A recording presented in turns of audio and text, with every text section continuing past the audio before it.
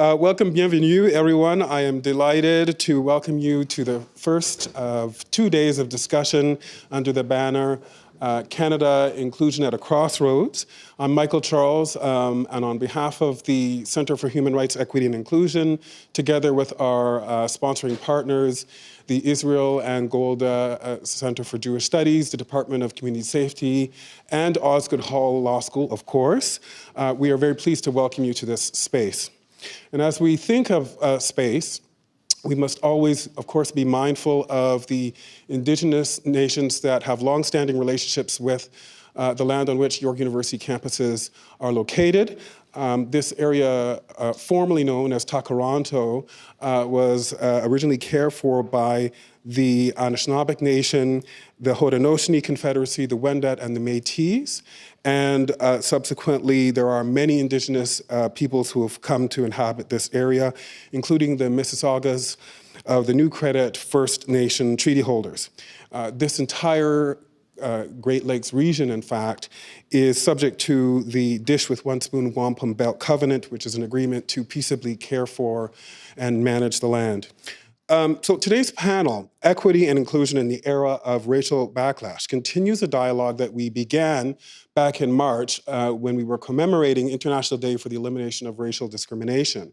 And we dealt with issues of discrimination in the context of what was then still relatively early days in this country of an encroaching global populism.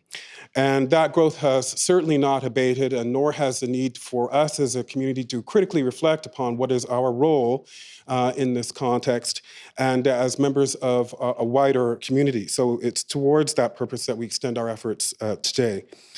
One of the strategic purposes of the Center for Human Rights, Equity and Inclusion with, of course, our community partners is to raise the visibility and the profile of EDI, or Equity, Diversity and Inclusion. And through the raising of that visibility and profile, we hope and expect that these values will more likely than not move to the forefront of our consciousness as we strengthen our EDI lens when considering all manner of core university initiatives. So as we focus and engage with these issues in a more intentional way, our hope is that our cognitive tools as a community to enhance our research, learning, teaching, and governance practices, that those cognitive tools will be sharpened as a result of this greater focus. So it's against that setting that I am going to invite the University Secretary and General Counsel and a wonderful colleague and champion of this portfolio, Maureen Armstrong, to the podium to extend a few words of welcome on behalf of the university.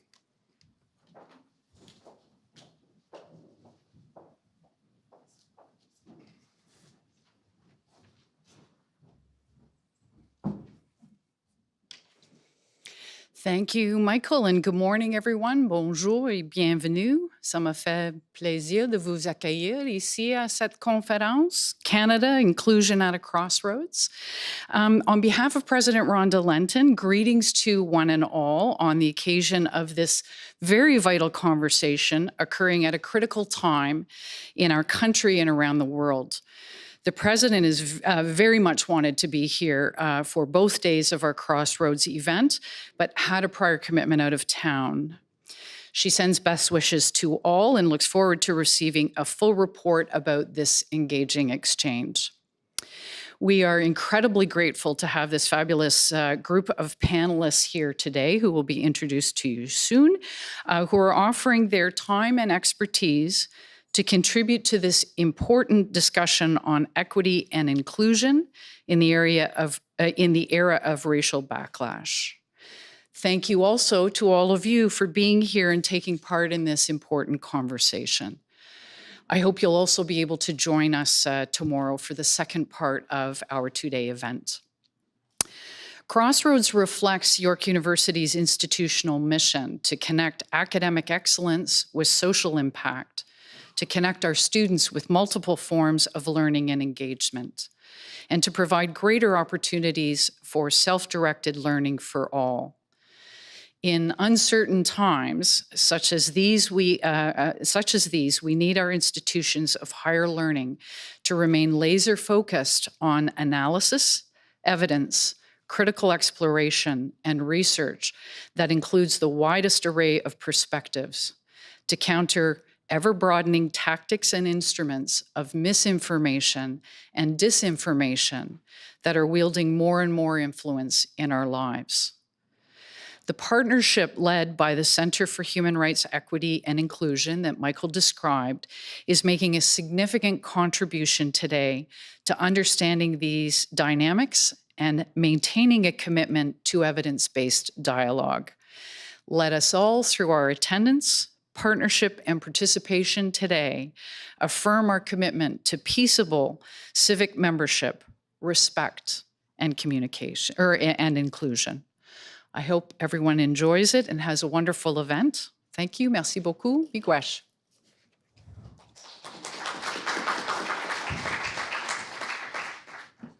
Okay, so again, hoping that all of the mics are turned on. Can everyone hear me? Yes, great.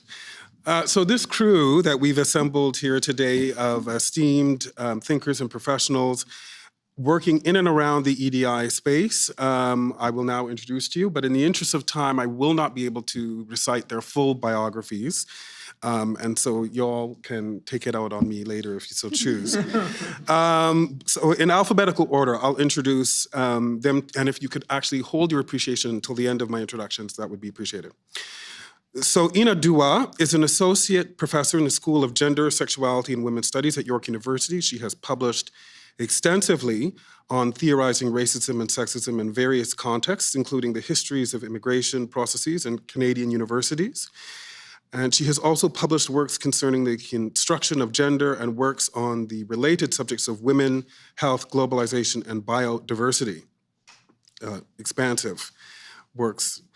She has more than 30 years of experience in anti-racist work in the community, and within the academy, she has held a number of senior administrative positions that address gender, anti-racist pedagogy, and equity issues.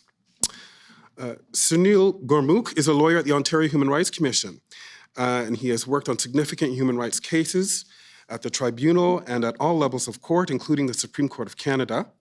He has been recognized for his work on racial profiling as a winner of the 2016 Precedent Setter Award and the Hennessy VSOP Privilege Award, and is a member of the Bay Street Bulls 2017 Power 50 Guide. Also a lawyer, Arlene Huggins, who immediately to my right is a partner with Koski Minsky, LLP, and the head of the firm's employment law group. She has extensive expertise in employment law, human rights law, and commercial litigation. In 2016, she won the 2016 L'Expert Zenith Award, celebrating her work as the former president of the Canadian Association of Black Lawyers and as former chair of both the Canadian Bar Association Standing Committee on Equity and the Ontario Bar Association's Equal Opportunity Committee. Ms. Huggins currently serves on the Doctors Without Borders Human Resources Committee and is an appointed member of the Federal Judicial Appointments Advisory Committee for the GTA. Chizoba Imoka is a PhD candidate at OISE, University of Toronto, and her research investigates how Nigerian secondary schools are preparing students to lead decolonial social change. And although still in the formative stages of her career, she has already reached the global stage as a member of the World Economic Forum's Global Agenda Council on Civic Participation. And she is also the recipient of numerous awards, including the Adrienne Clarkson Laureate for Public Service and the Adele Cedra Distinguished Graduate Student Award. And finally, Kira Williams is a PhD candidate in geography, as well as an instructor and research associate at Wilfrid Laurier University and the University of Waterloo. Her current research with Dr. Besma Mamani, entitled White Nationalist Groups in Canada, a Spatial Mapping Survey of Sympathizers and Exogenous Ideological Diffusion and Learning, explores and maps the rise of white nationalist groups in Canada in the last decade, as well as their activities, their spaces, and social networks. Kira's other research focuses on international migration, global governance, and methodology. And her thesis explores how states use secret military operations at sea to manage the movement of people and shift borders in the central Mediterranean Sea. So now, please welcome our distinguished panel.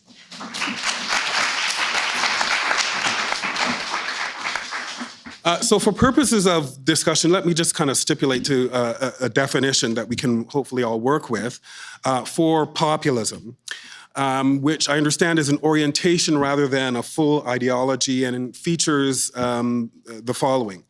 Opposition to so-called elites, be they government bureaucracy or scholars or professionals. Rejection of the authority and independence of the judiciary. Repugnance for journalism and the media, and of course, the demonization of the immigrant and the racialized. And while the intensity of these various factors may differ depending on local or national context, where there is a debate is, what are the reasons or the explanations for the rise of populism generally? And some have pointed to a growing income insecurity that arises from, the increases in the sort of ubiquity of technology that has disrupted the labor market. And others say, no, this is just about crass tribalism and the culture wars, that it's not about materialism versus post-materialism. It's really just about a clash of values. So let me start with Ina and ask where you may stand on those two lines of thought about the origins of populism. Thank you. And could you just remind me, 5 minutes was what we have, right? Oh, yeah, sure. Okay. Yeah. Just want to make sure I stay with my time. First, I'd like to thank the organizers for this, inclusion at Crossroads and this panel. I think it's facilitating what is really a crucial discussion at this moment and in this period. I don't think we can open up the newspaper without really appreciating the really toxic public discourse and politics that we're all embedded in. Your question is an excellent one of where do I stand on this? And I'm going to come to that because in some ways I'm just finishing a paper that I'm taking a particular stand. But before that, I thought it would be really useful to think about the question a bit more. And this is the academic in me. And think a bit more about what do we mean by populism? And I think you're really was very helpful that you gave us the breadth of activities that we define as the rise of populism, from opposition to elites, rejection of the judiciary, of the media, and the demonization of racial groups and immigrants. And I would also add of those who are trans. And of the way in which gender is also playing out in this particular moment.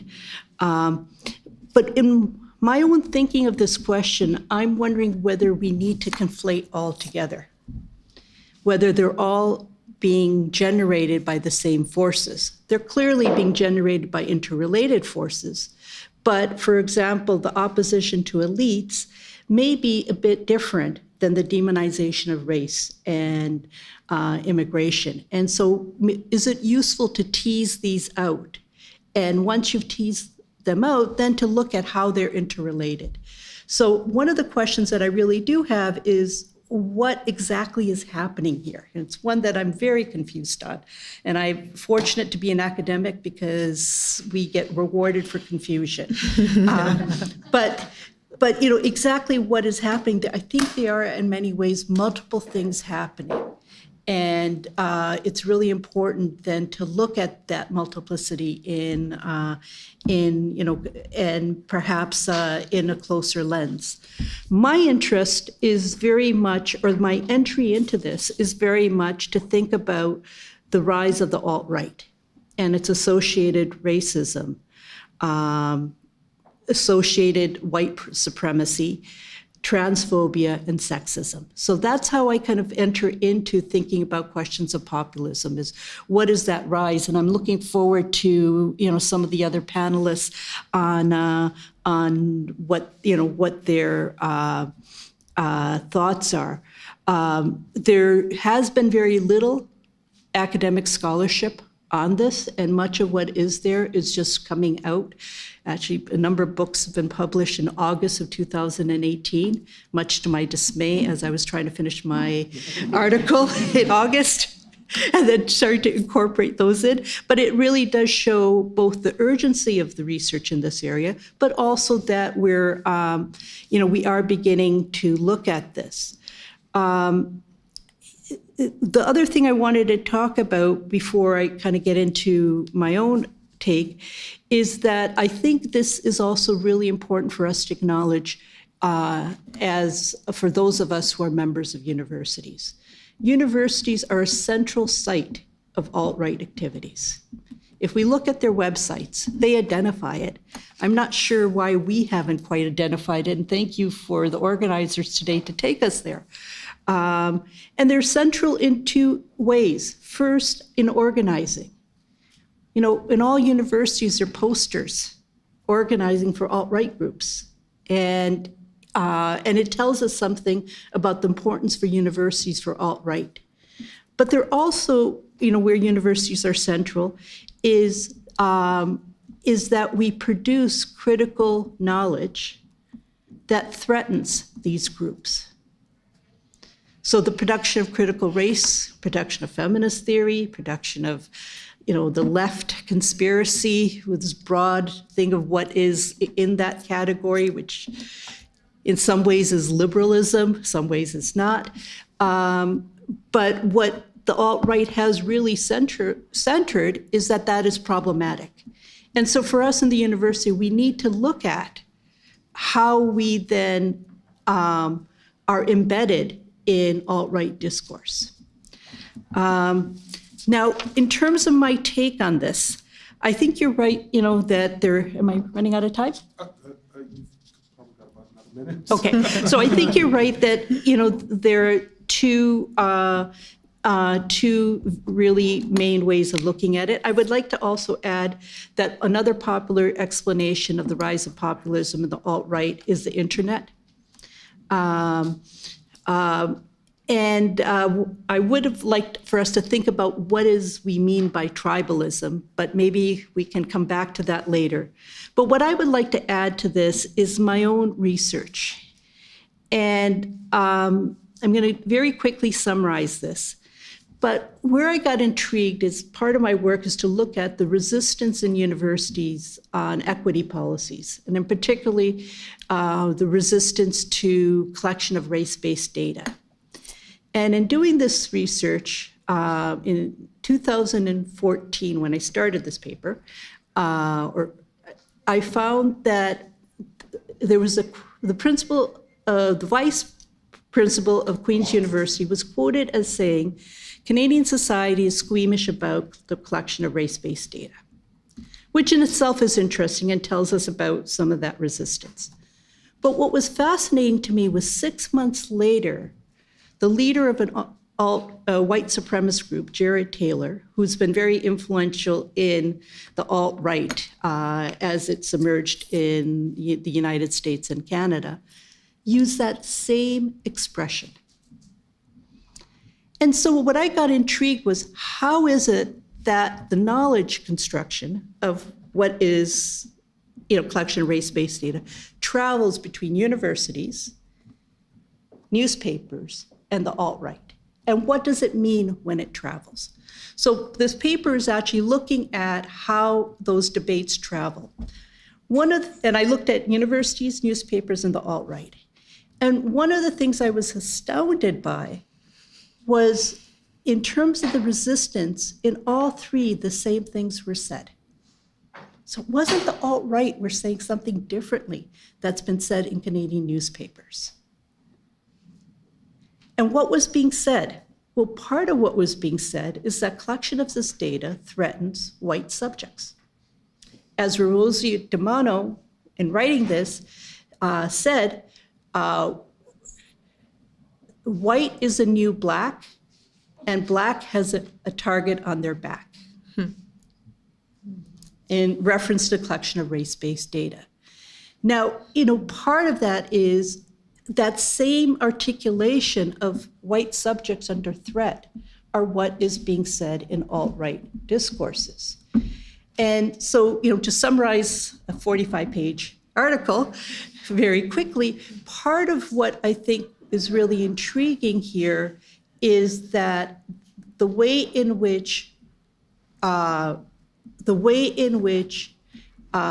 racist discourse and taking up anti-racism is actually similar in different spaces, not unique to the alt-right. And in all of those spaces, what gets articulated by those who are resisting this is the threat of anti-racism to whiteness. So if we come back to that question, how do we think about populism? I think one of the things that we really need to do is take what the alt-right actually says clearly, that they see this critical knowledge that's being produced in universities and in human rights offices and other places as threatening that project of whiteness. And I think the complex project that we have then to kind of challenge this is to then, how do we address that, what some colleagues in the United States say, white fragility. Thank you. So if I gather from glean from some of your comments, I think that you're falling more along this is a clash of values proposition rather than about income and security. Would you more or less fall that side of the particular divide? Yes, and more than, and I think I would reword the word values. Okay. Chisaba, do you have a rewording that you'd like to think about? Well, no, but I do think this is a continuation of history because we never, from an African context, when I think of the issue of the alt-right, this is just white supremacy in a different, I guess, manifestation. Because when I think of how the African continent has become what it is, it was through the Berlin Conference of 1884, where 16 men came and divided us along their economic interests. And that division is still what is guarding our global governance structure. The UN, the World Bank, the IMF were all created to stabilize this global structure that excludes certain people. So that the world is sustained by 6 languages, for example, is sustained by one knowledge system, the European knowledge system, to the exclusion of the rest of us. This is continuation of history. And the education system in Nigeria, where I come from, I grew up not knowing anything about myself. And this is the story of a whole lot of Nigerian kids. And so we come to the West wanting to be like the West, for example. And so I think the so-called alt-right people you see here today, they can't stand the taste of their medicine. So you've gone to colonize other people, you've gone to destroy other people's communities. And there are many examples, like you look at Libya, what's going on in Libya. You went to Libya, you killed Gaddafi, and then the country is out of control. And then arms are circulating across the continent and now threatening the West. So this is a taste of the West's medicine. You want cheap labor. You brought slaves all the way from Africa, and then now you don't want them anymore. So I think at the core of it here is important to frame this question or frame this narrative as a continuation of history.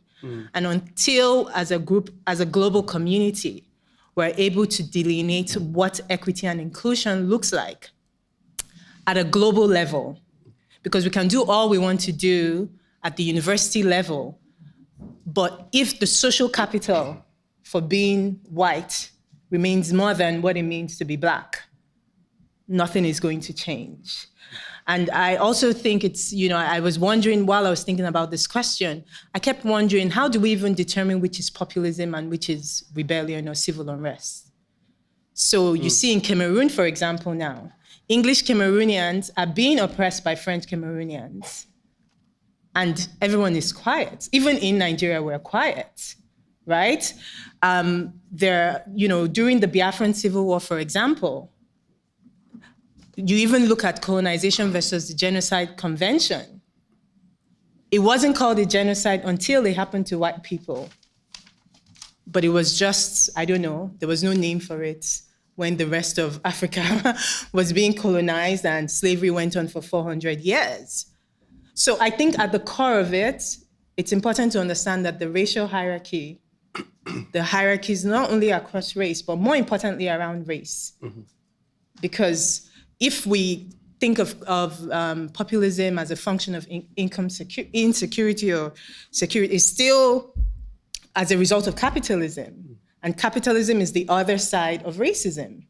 So until we're able to figure out what a global governance framework looks like that affirms the equality of all of us in spite of the color of our skins, we're not going to move forward. Even here in Canada as well, like the contradictions are everywhere. So I think we either need to choose, do we want a hierarchical world? And who determines who is on top and who is at the bottom? Or do we want a pluriversal world where all of us, our lives matter, and we will all equally speak up about the domination of one group over the other? Because the only time we seem to think we should plan a conference or we should speak up, and why this is getting all our attention is because all of a sudden white people are concerned that, oh my God, their jobs are being taken up. But so many people's lands were being taken up and nobody was concerned. Nobody called it a genocide.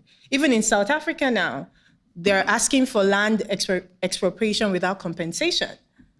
And all of a sudden, everybody's concerned that it's going to turn South Africa into Zimbabwe. But this is just justice. Like, why are we even having an argument? You stole somebody's land, give it back. Why do we need to give you conditions upon which you will give me back what you stole? So, but Donald Trump, all of a sudden made a statement about it. Everyone is concerned. So I think we need to take a mirror and look into the mirror and ask ourselves as a group of people that are living in the world, what exactly do we want? And when will our philosophy about what we want match the politics of what we want? So right now, I think history is just continuing. So very tough diagnosis, Jezebel. Oh, really? We'll continue that. But I want to follow up on this idea of the rise of the alt-right that both of you have touched upon. And, for many, I think even in this country, we look at the sort of hate-inspired events in Charleston, South Carolina with the the mass killing at a church, or we look at Charlottesville last year where there was a white supremacist rally and a murder took place, and we say that this is sort of a predictable outgrowth of a cultural and legal legacy of oppression. But then we think about Canada, and even though there are events that have occurred here, such as the mosque shooting in Quebec, that this is somehow an aberration to the national character. Where do we, and we can certainly sort of contest those narratives. But what I'm interested in today is, Kira, where do we stand in Canada in relation to the rise of the level of hate groups here?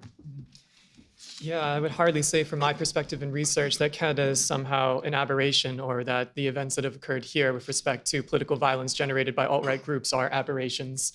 Indeed, according to the Canadian Network for Research on Terrorism, Security and Society, which holds a database basically on political violence-related issues in Canada, alt-right groups, or basically white supremacy groups, have caused more incidents of political violence than any other identifiable group in Canada. And despite this, the federal government doesn't really pay much attention to that. For instance, CSIS doesn't devote many resources to it. Public Safety Canada does not actually include such groups in its mandates, focusing instead on Muslim groups. And whereas in Canada, we still have groups such as the KKK, or for example, Blood and Honor, which have committed heinous acts of violence on the basis of what have now become more standard stream and sanitized, as Barbara Perry would say, alt-right ideals. But there are also groups that are underplayed and misrepresented, in my opinion, in the media in terms of, say, the actual severity and importance of groups. So for example, La Muettes, or for example, the Proud Boys in Canada. In case you don't know, La Muettes is also in English kind of a loose translation as Wolfpack. They're basically a major alt-right kind of white supremacist group operating in Quebec, and that has ties arguably to the Quebec mosque shooting that occurred, unfortunately, last year. Proud Boys, describing themselves as a Western chauvinist group. Both of these groups, by the way, created in the early 2010s, have a wide membership. In fact, La Muette, for example, has 45,000 followers on Facebook from Canada alone. And I think that the news media tends to try and underplay and avoid the existence of such groups and dismiss them on the basis that that their argument is that if we narrate these groups, we're essentially giving them a platform upon which to speak. But the reality is, as I think I'll try and argue later, is that by not actually challenging and politically resisting these groups, we actually enhance them, and they've been increasing and rising over time. So I just want to talk about some other groups that have been existing here. So for example, we talked about how the university is basically a kind of a hotspot actually for the activities of many of this group. And maybe some of you are unfamiliar, but one group that's been operating in the Toronto area is called Students for Western Civilization, and they were founded here at York University. So for example, they espouse beliefs that have been called Western chauvinists, saying there is no apology for being essentially white. Among other things. At my home university, Laurier, we have a society that's called the Laurier Society for Open Inquiry, which has purposely invited inflammatory speakers, such as known neo-Nazi associate Faith Goldie, basically to speak on subjects such as literally white ethnocide. And these have wider political repercussions. So for example, we talk about aberrance. So what does it mean to be aberrant? So for instance, when your premier of the government of Ontario meets with Faith Goldie, or when the premier of Ontario meets with, say, Dr. Jordan Peterson to talk about, say, free speech policy, knowing that he is basically an alt-right celebrity, what does that say about the aberrance of populism? In my opinion, these are mainstream politics, and they are mainstream influences on, say, Doug Ford and the actual implementation of this conservative government. And indeed, I want to say that people, again, like Faith Goldie, have called the situation in Canada a white ethnocide. This is a common belief among groups such as Students for Western Civilization. And Jordan Peterson has claimed that there is a culture war that exists here, as has been noted by some of the other speakers. So one example I want to talk about here is Pegida Canada. So if you're not familiar, Pegida Canada is an offspring from Pegida in Germany. They call themselves Patriots of Canada against Islamization of the West. And essentially, they operate in the Toronto area, so this area with regular protests since 2015. And in fact, they have protested at Nathan Phillips Square multiple times. I've been at some of the counter-protests to actually these activities. They protest over the 401 at Mel Asman Square. They've also directly went to the houses of Syrian refugees and basically tried to prevent them from accessing their arrival upon entry into Canada. And Pegida has also been active in other sites around the region of Ontario. So what I'm trying to get at here is that this is not some kind of unusual activity. In fact, this is something that occurs in our city right now. And that's something that's going on weekly, but that the media tends to not pay much attention to. I want to say that these groups have a direct influence on mainstream politics. So we talked about Doug Ford, for example, but perhaps another good example is the election of the CAQ in Quebec just recently. And it was just today on the front of, say, the Global Mail that we saw that there was going to be essentially a provincial implementation of a ban on religious symbols, which essentially targets Muslim women, in my opinion. So just to kind of wrap things up, I want to kind of say that these groups have been rising actually over time. So many of these groups originate actually in the last decade, and the number of followers they've been getting is increasing. The amount of influence they've had on mainstream political parties is increasing. They actively participate in their politics. And the amount of kind of coverage that they're getting, even when it's misrepresentation, I think, is slightly increasing with the media. But I just want to conclude by saying that I think populism has always been here in Canada. Just that now it's bigger and more visible than it has been before. There were analysts who said that, it could never happen here. For example, the election of, say, somebody like Donald Trump. And now we have a government, arguably, that's populist in orientation. So I just want to say that this idea that Canada is somehow, superior to the United States or has some kind of privileged position by virtue of our human rights record doesn't somehow exonerate us from the fact that we actually are guilty of systemic discrimination as well. So Neil, from your perspective at the commission, what are you seeing in terms of the rise or not of hate groups in Canada? Right. So I want to thank York University for having me and my fellow distinguished panelists. It's an honor to be speaking with you, and especially, Kira, your research has thrown you into the lion's den, and it's really courageous. I admire that. And I agree with you, Kira, that the research tells us that hate knows no borders, that Canada is not immune from hate. The Aryan Guard, Blood for Honor, Alternative for Canada, they're just some of the groups in Canada that identify or have been classified by the RCMP as white supremacists, white nationalists, or the alt-right. 3 years ago, doctors Perry and Scrivens determined that there were at least 100 active right-wing extremist groups across the country. And last year, Dr. Perry estimated that the number went up by at least 25, and that coincides with the presidency of Donald Trump. And so, as Kira has mentioned, researchers have noted that a number of these groups have been engaged in violence. And the research has also shown that some of the accused that have been prosecuted under the criminal code for hate crimes have been affiliated with right-wing extremist groups. And we know that the hate crime statistics are really concerning. And these statistics have been cited by the Ontario Human Rights Commission. In 2016, there were 1,409 police-reported hate crimes across Canada, a 3% increase from 2015. Muslims were the victim of 139 hate crimes, 20 fewer than 2015, but many Muslims identify as South Asian, Arab, or West Asian. And South Asians were attacked in 72 police-reported incidents in 2016. That's 24 more than the year before. And that spike was concentrated in BC and Ontario. And we've also seen big increases in Quebec. And there were 214 crimes targeting Black people in 2016. And Black people remain the most common, they reported the most police-reported hate crime in terms of a race, at 15% of all hate crimes. And the Jewish population was the most targeted religious group in 2016, with an increase from 178 to 221 incidents. And the reality is worse because there's underreporting.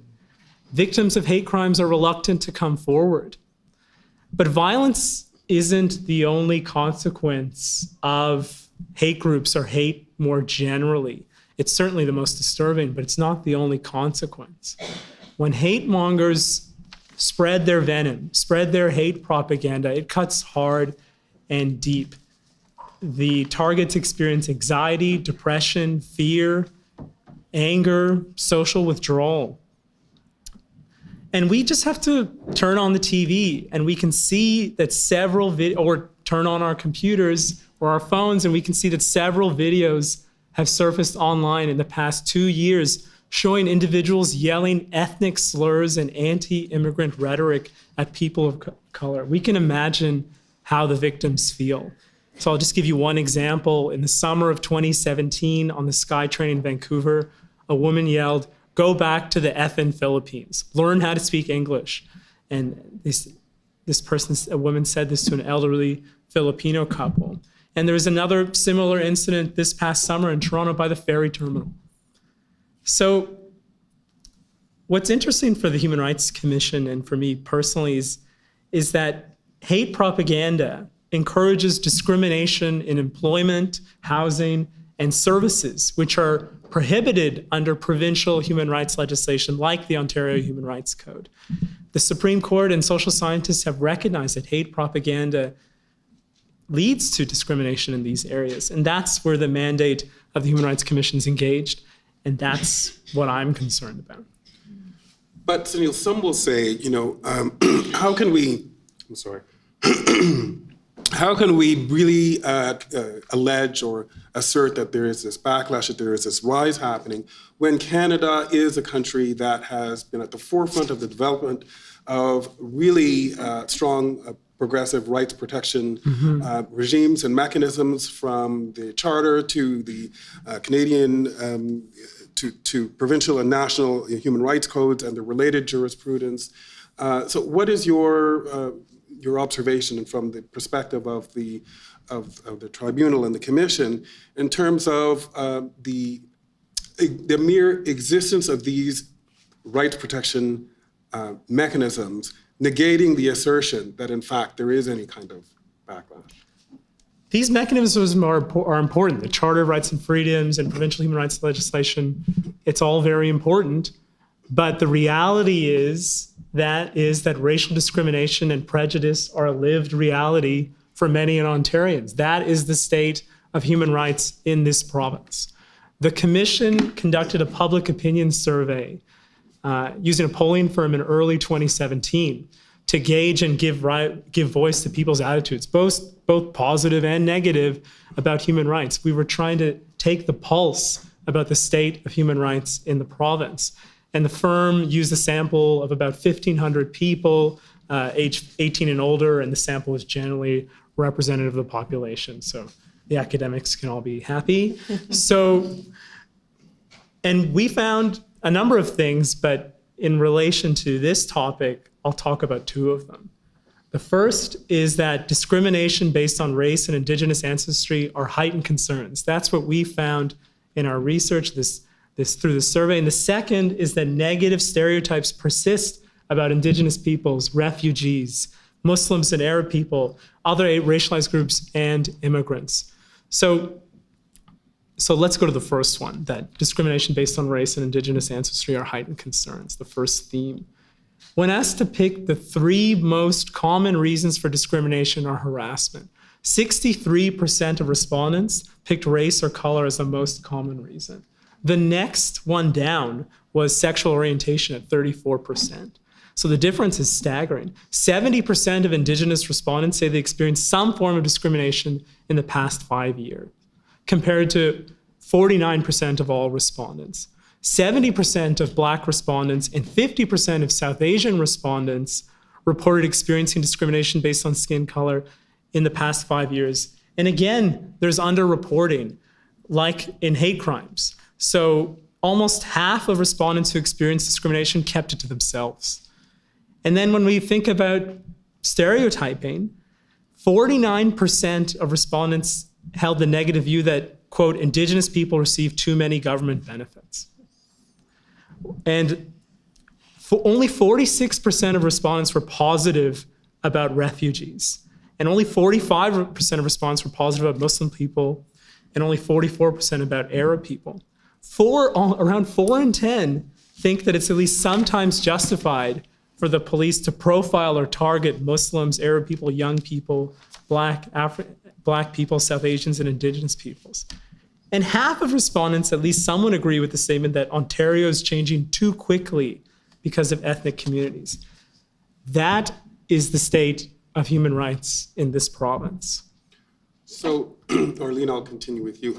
Magically, we kind of came down the dais here.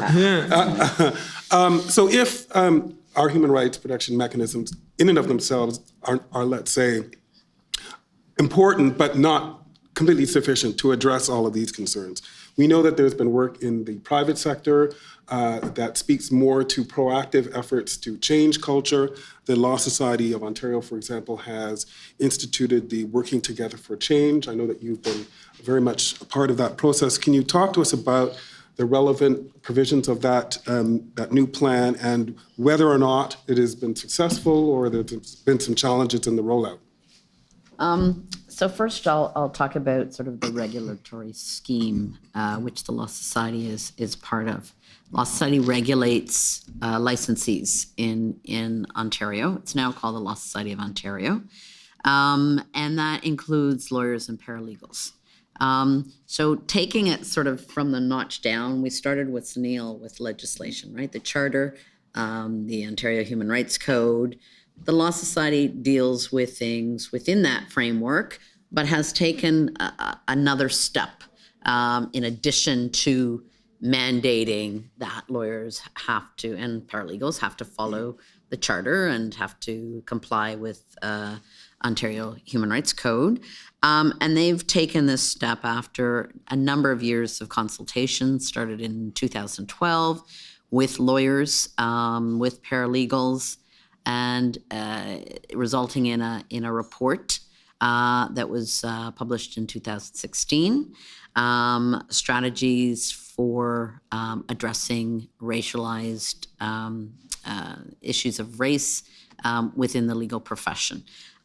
So they started with the report that came down with 13 recommendations addressing the challenges faced by racialized licensees. So in effect, what the law study has tried to do, and is still undergoing that, is to take it to the point of regulation. We are now required as licensees to do certain things. And that came out of the recommendations. One of those things was every lawyer, and just so you know, and just to explain a bit, the Law Society regulates lawyers, not law firms, not legal organizations, individuals. So I, as a lawyer, am required to do certain things by reason of the report, the recommendations, the adoption of the recommendations by the benchers, which is like the board of directors type of thing. I am required to, as a licensee, have a statement of principles. And this is a big issue still today. This was passed in 2016. It came up again in 2017 when a number of individuals, including some of the benchers themselves, who challenged the statement of principles recommendation, which says you must have a statement of principles. The statement of principles doesn't tell you exactly what to say, but it is an adoption of the Ontario Human Rights Code, an adoption of thou shalt not discriminate, thou shalt treat people with equity, and thou shalt develop an inclusion, equity and inclusion policy and mandate within your practice. What followed from that is a requirement that we, each individual, had to have a diversity and inclusion policy. Now, they've gone to a certain extent, and I won't go through the whole recommendation as to why this was seen to be required.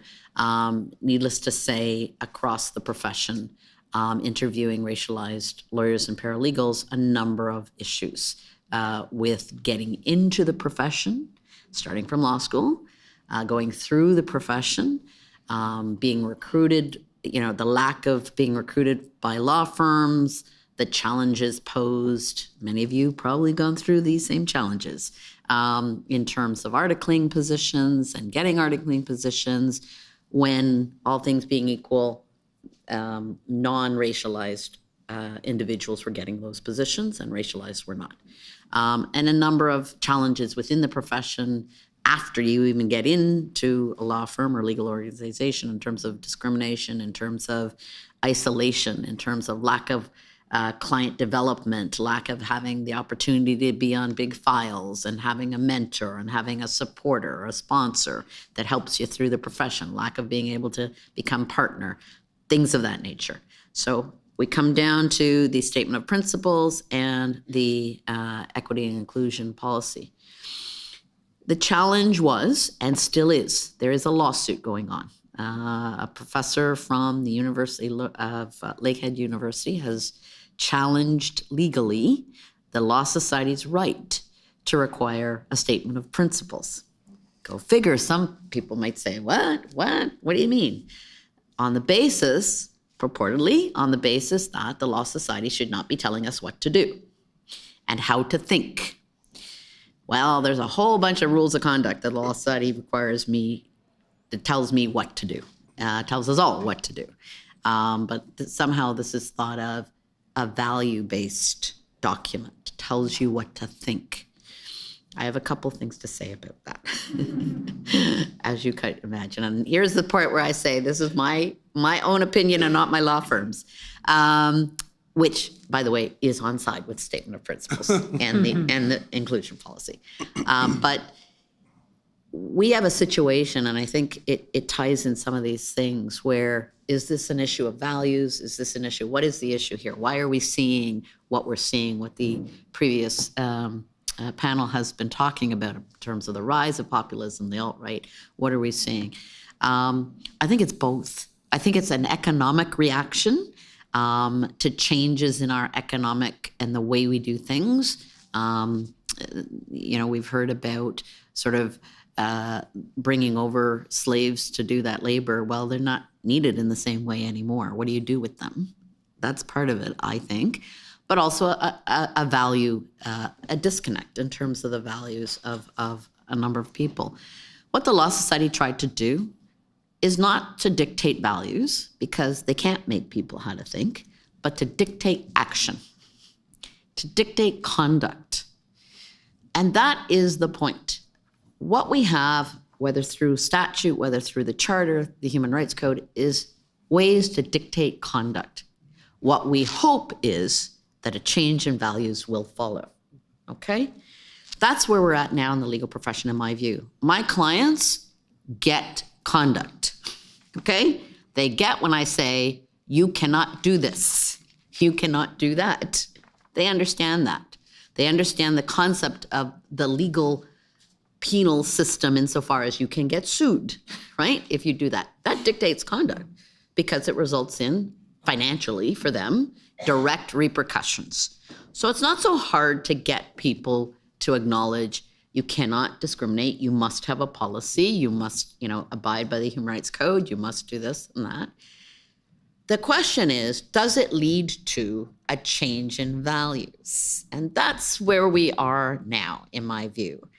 And what we're doing, in my view, is multifaceted approaches. You have the law, you have the rule of law. That's one way of looking at this. You have the Law Society regulation way. This is a regulation of the profession in the same way that other professions are regulated to control my conduct individually. Now you've got to get down to, how do we change values? How do we change the ideas? How do we get people to adopt the idea of inclusion, non-discrimination, equity, all of these concepts?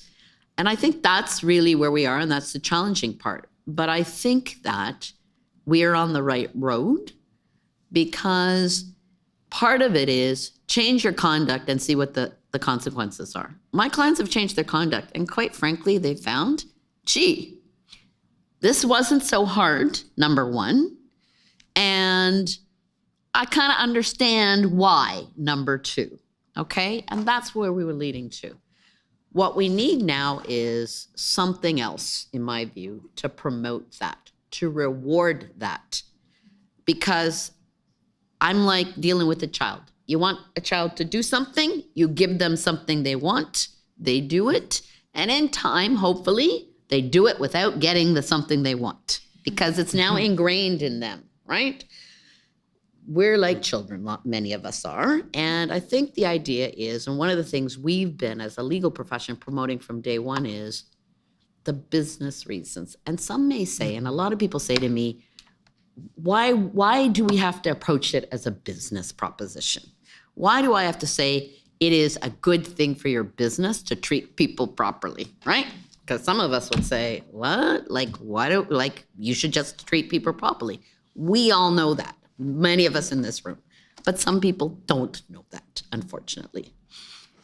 The value proposition for the business proposition is that it becomes a reason for people to do things.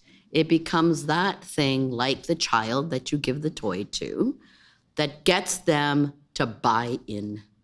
And the hope is, once they see the results of buying in, they do it because it's a good thing to do. And we've seen that in the legal profession. We've seen the fact that clients, many US clients who require law firms to get work, to have more diversity in their law firms, more diverse individuals, people of color, LGBTQ, whatever, different people, they actually value that, and they reward contracts to those firms that have that. And so law firms start doing that. And they've started doing that. And it has worked, not to the degree we want it to work, but it has worked. And law firms have bought into the value proposition of what the Law Society has been doing. And you see that all large firms now have an inclusive, an equity and inclusion officer or department that actually go out to recruit. Part of their plans are recruiting diverse individuals. So that has then led to more people like the people on this panel being in those environments and changing the values in the environment. I'm all about you have to change from within, not just outside. Internally, we have to be in these spaces to challenge people and to encourage people to adopt the value proposition of equity and inclusion. And how do you do that unless you're on the inside? So I think that this is another, I'm kind of going down to what we're going to talk about later, but this is another way of being able to approach the problem, because it is complex and multifaceted, and you need a number of different solutions and ways to try to work on the issue. I am not as pessimistic, but you know, I think that it's going to take a lot of work. It's going to take time, and it's going to take the point that we are invading that white supremacist, you know, sort of privileged space that we have. And that's not to say that many of those white, usually male, people in those firms are not allies. Many of them are allies, but it's not just about allies, right? We have to take responsibility for our change with the allies, but we have to be in that space. Allies alone are not going to change that space. And the last thing I want to say on that point is... Can you actually hold it? Sorry, Yeah, that's okay, No, I we'll- will. We'll I come will back hold. to you and we'll hold it for the... Okay. Hopefully the audience will prompt it. But I just wanted to, in the interest of time, make sure that we've covered enough ground. And I will ask Chizuba if you will address the next question, where we looked at this, an article actually by John Ibbotson earlier this year in the Globe and Mail, who responded negatively to the federal government's announcement that they were going to launch a series of consultations across the country to investigate the prevalence of racism. And he said that, you know, he was against the idea, presumably speaking as an ally, because he said if you set out to find racism, you will inevitably find it. And all that will end up happening is you will make people, as he said, feel bad about themselves. And so you will actually do a disservice to the cause if you do this kind of work. So does he have a point? I mean, should we... I know, rhetorical. So as I lob the tennis ball over the net to you, Chizuba, could you give us some thoughts on that? Well, I think it's a sign of privilege for you to, you know, have such an opinion. It's a reflection of privilege, because for many people, it's not about feeling bad. It's your lived reality sucks. So I think, you know, so for me, that's what it is. Like, some people's realities just suck. So do we foreground how you feel versus what the reality is? And I think, speaking about this contextually, while I was in Nigeria a few months ago, I was in my hometown, and there were two young boys that came into our house. And so I was asking them to count in Igbo. I was like, so 1, Ofu, 2, Igbo. And these young boys couldn't count up to 10 in Igbo. And they were going to school in my village. And so this really struck me, because I now started to wonder, like, these young boys, if you're in this village and you're being taught in English, you're not good enough in Igbo, what is the future of this community? Like, what kind of leadership? What kind of history? What sense of history? What sense of self could these young people provide in a community like this? And so to try to solve that problem, the only way to do it is to first to understand what the problem is and to even define it. Mm-hmm. So centering race is an acknowledgement of the fact that we still live in a racist world. So, and I think that has to be the main point of departure, first of all. And then we would then move to argue that there are different manifestations of it in different contexts. So within the Nigerian context, I know that coloniality is a global problem. Because the reason why, and a key example of that is that the only way that we international students, I used to be an international student, can continue to come to Canada is that the education systems where we are intellectually dependent on the West. So the day that all of a sudden we'll start to learn in our indigenous languages, in our different former colonies, many of us won't have to come here anymore. So we need to understand the problem first as a global problem. And then we need to, if we're really serious about wanting to make the world a more just place, we don't have the luxury of wondering about how people are feeling. Because this is the realities for my village, for example. And I don't even live in my village, so these are the young people I should be looking forward to being able to provide intellectual leadership on how we can move the community forward. But if, for whatever reason, they're being taught by half-baked teachers that think they're doing them a favor by teaching them in English, then we're lost. We're lost as a community in my village and as a global society because we're losing so much knowledge. And then the only way that we can so-called be educated, quote unquote, is being mockeries of what we think what a Western educated person looks like.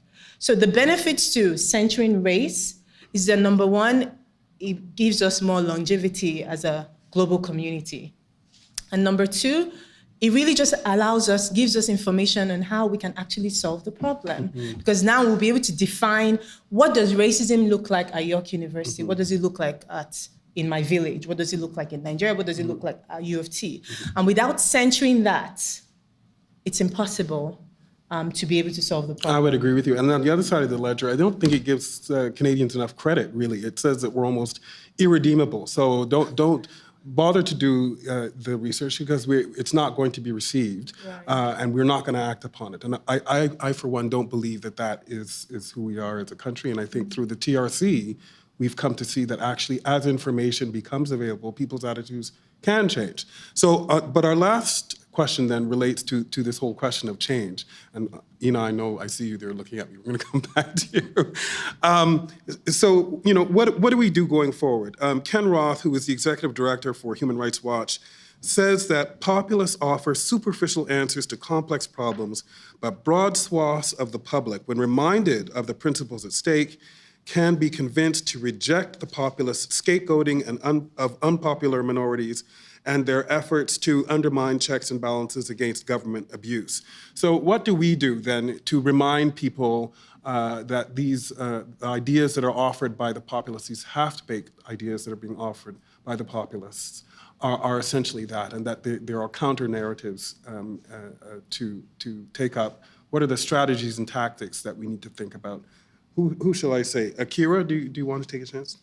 Yeah, sure. This is a very complex problem. So from my perspective, we need to really take seriously the challenge of alt-right populism in Canada and its reflection of wider forces, both globally and here domestically, as has been noted by the other panelists. So when I talk about challenge and refutation, I want to kind of think about it from two angles. One, discursively, actually challenging the narratives that are constructed by the alt-right.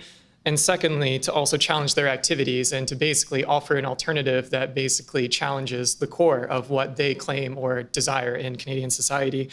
So for me, the main thing about the alt-right groups, if we embody many of their different perspectives, is the fundamental essentialism by which they construct their knowledge or views of the world. And what I mean by essentialism is the idea that there are fundamental differences between certain groups and that there's a hierarchy to the structure of those groups. And therefore, for instance, white people are superior, for instance, men are superior. Things like that. And I think this essentialism effectively is what really drives a lot of the ideas about the structure and operation of alt-right activities. And why is it that certain values are good in Canadian society and certain values are bad? So in the first point, I think we need to challenge the rise of these actual groups. And as it's been noted by Sunil, there's arguably Dr. Barbara Perry and Scrivens have noted that there's over 100 such groups in Canada now. And we need to challenge basically the rise of these groups. We need to basically hear a refutation of their actual ideas and ideologies, not just from, say, people on this panel, but also from our major politicians and from those who have power, effectively power, to make these actual changes. We need to hear the media actually narrate on these subjects, so actually talk about the alt-right, but actually to underpin and do a more critical analysis of what is it that actually creates and drives the activities of these groups, and to report on the actual violence which they perpetuate, which often goes unreported. Second, I think we actually need to basically identify why it is that these previous narratives don't work. So on the one hand, there's been this narration, as I've noted, that effectively in Canada, what we're looking at is that, the more that we talk about alt-right populism, the more we're giving a platform basically to their speakers, and therefore the best thing to do is to kind of avoid them altogether. But the fact is, it hasn't worked. The fact is that by ignoring these groups in time, they've become bigger. They've had more influence, and their ideologies have become, and from my opinion and that of some leading scholars, sanitized. So they've basically taken these white supremacist ideas and they've cleaned them up in order to make them politically palatable. And the reality is that these narratives that we've kind of built upon ourselves to try and just simply ignore those facts have not worked, and therefore we need to try something different with our discourse.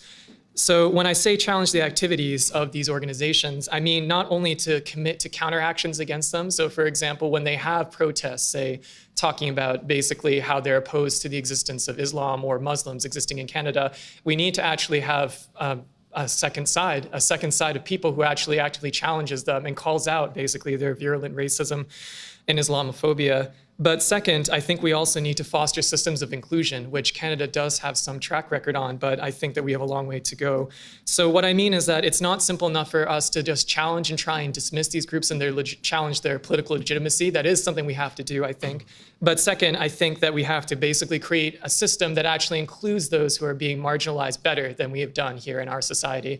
Because the reality is that this is a structural feature of Canadian society, which is just galvanized into these particular groups. I think that was noted before, public opinion, I think is a good reflection of that existence.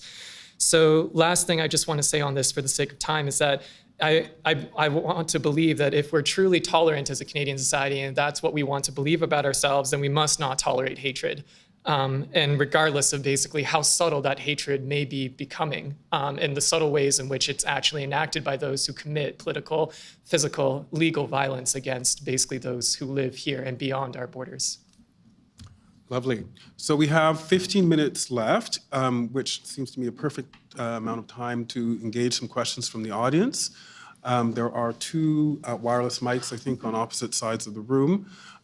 So if you could just step to one of those, or if not, it will be brought to you. Let us begin.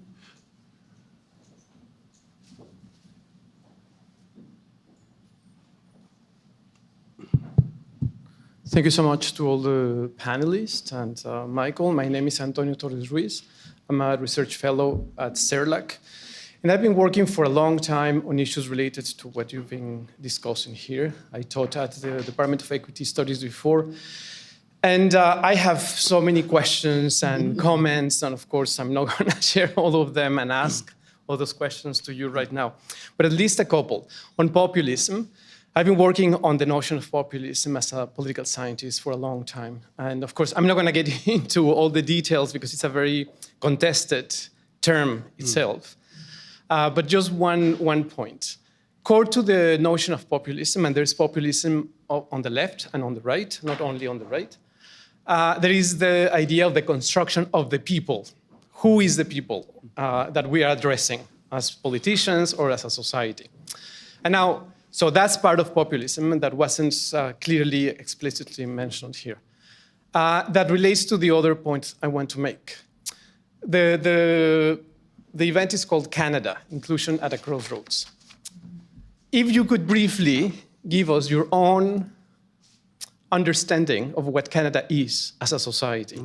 Because it's all societies, all peoples are constructed on the basis of some, it seems, almost inevitable myths. And the myth of the Canadian society, partly, is this very open, multicultural, welcoming society. And people, just like in Canada, in the US, often say, oh, that's not who we are, whenever Trump says something, right?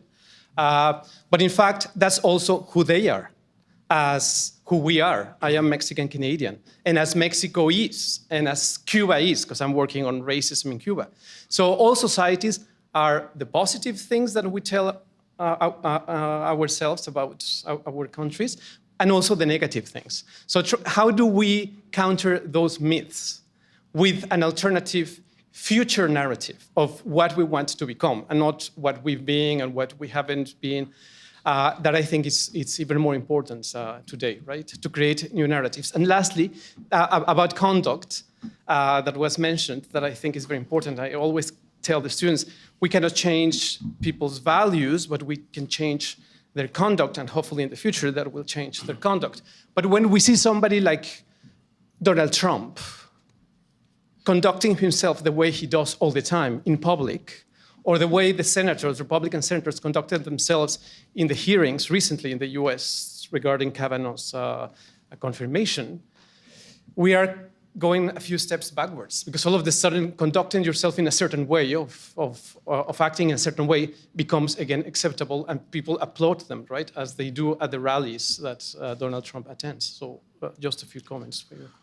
Okay, so I think it's absolutely a marvelous question, and we didn't have time to actually get to it. We had it planned, and unfortunately, we're just running short on time. But you're absolutely right, and the polling data would support you. Sunil mentioned some of it, that essentially Canadians, more than 40% across all cohorts, but it's higher than that for those of I think 35 to 55, prime working age, who have a very negative view about the number of visible minority immigrants in Canada. But we do have this mythology about our country being very welcoming. So, but how can that be when 45% or whatever the number is are hostile to this idea? So is it an extension, I guess, of Kira's recommendations about how we counter the inaccuracies of our own mythology? But does anyone else have a suggestion? Ina, perhaps, or in the context of universities in particular, do you have some thoughts?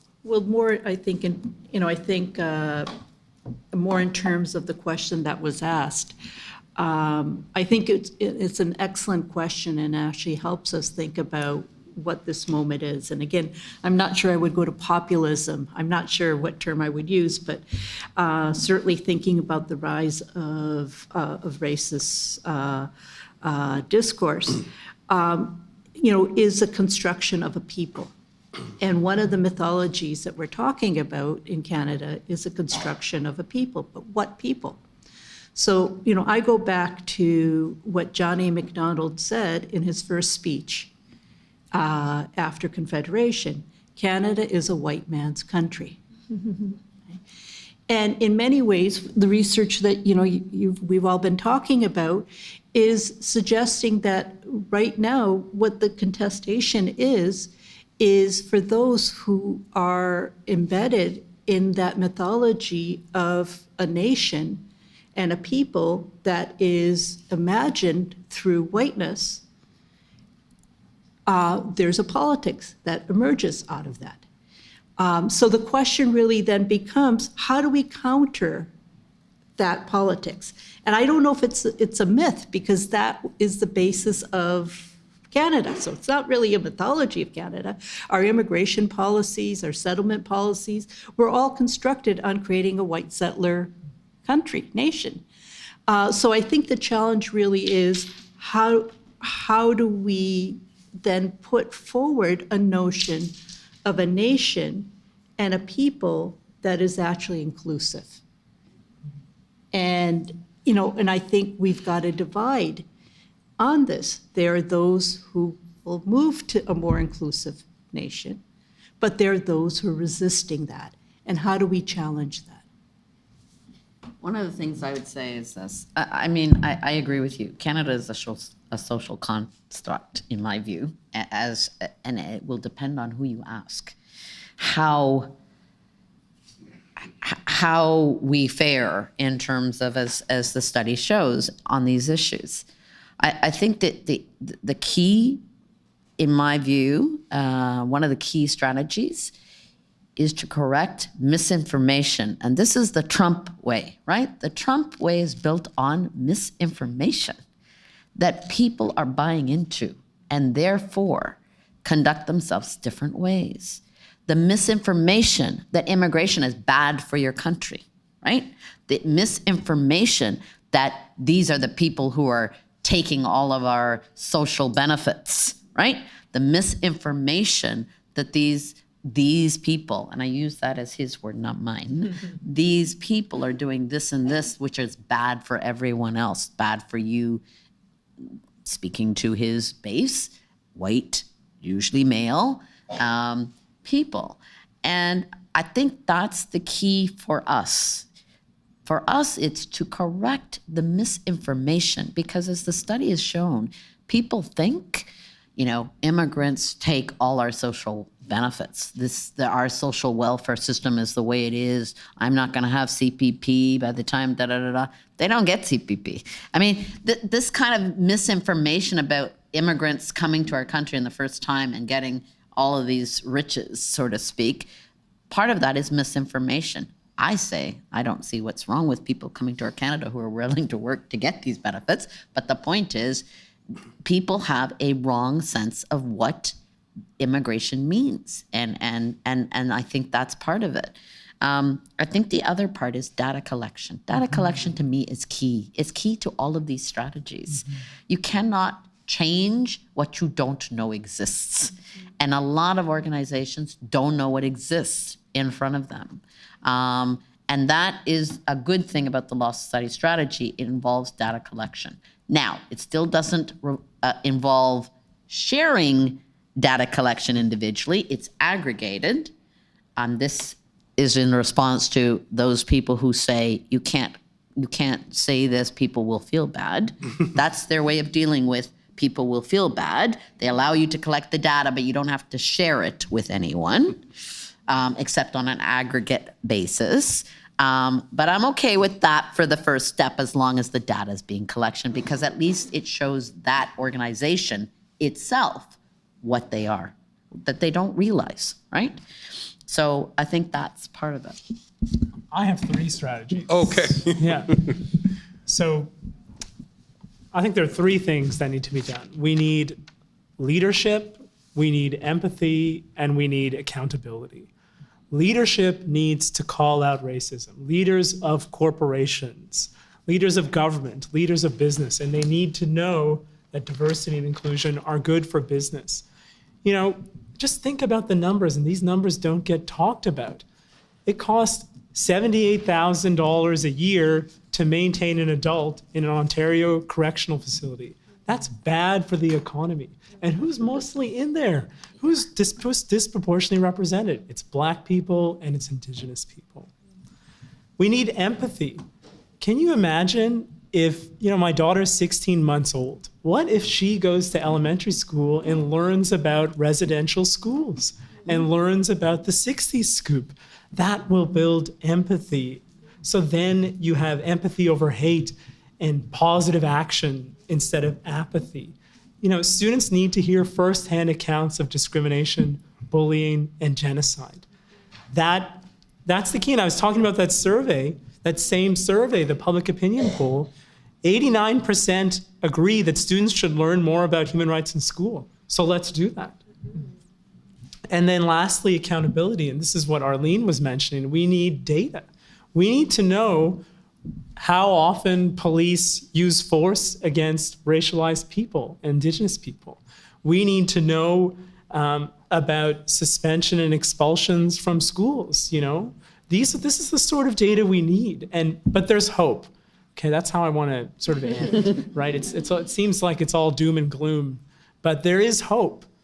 So about 17 school boards have already signed on to collect data about their student population on a voluntary basis. And the Toronto School Board already does that, right? So then we can take a closer look at streaming, at suspensions and expulsions, about going to university. The Ontario government in April of 2018 passed a regulation to the Anti-Racism Act. And so children's aid societies will be required to collect race-based data. The Ministry of Community Safety and Correctional Services will be required to collect race-based data on the prison population. Police forces will have to collect race-based data when they use force and have to fill out a use of force form. So there's hope. And there's hope in the case law too. And I didn't have the opportunity to talk about that.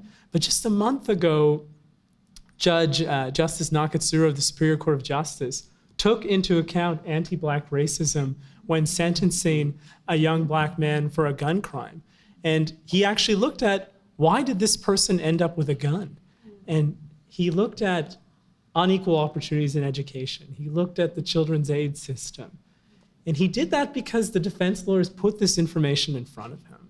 So there's hope. And that's how I'd like to end, but those are my three strategies: leadership, empathy, and accountability. And I just want to mention another case that I think is extremely important. This year, Supreme Court of Canada decided a case called Trinity Western University and said that the Law Society can, within its mandate, not license a law school that was requiring those entering into law school to sign a pact, sign an agreement that they would not engage in, there's a lot of intricacies, but essentially engage in same-sex activities. You cannot be a homosexual and come to this law school. You have to sign an agreement to that extent. And there was, if you can believe it or not, divided across the country in different provinces, different law societies at different provinces, two saying that's okay, two saying, thank God Ontario is one of them, that's not okay. All the way to Supreme Court of Canada, taken years. So there is hope. I agree with Sunil. There is hope. Is it all right if I add one more point? Oh, just one. Just one. I think that the point about looking at ourselves in the mirror too is one that we have to take very seriously. And I reflect as, someone who is Haudenosaunee about, the incident at Oka 28 years ago, the year I was born. We're a society that essentially produced and used military force to create a crisis at Oka, Kanatasake, of a radical, racialized, and essentially terrorist threat. And this is the way that we treat many of the people who are being targeted now by the alt-right groups. And the question which becomes, how can we actually have how can we have a system which produces this systemic dehumanization of certain groups of people?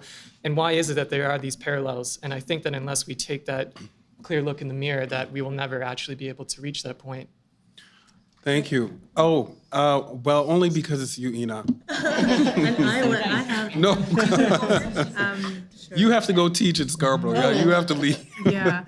Okay, yeah, so just to reinforce everything everyone has said, I do think some of the strategies is we all need to get political in whatever way, shape, or form.